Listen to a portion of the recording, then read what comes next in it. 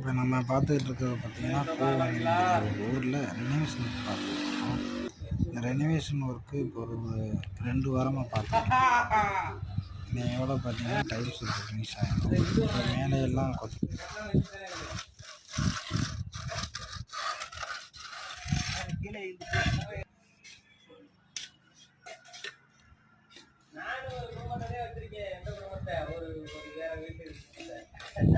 நாலு சட்டி போடுங்க.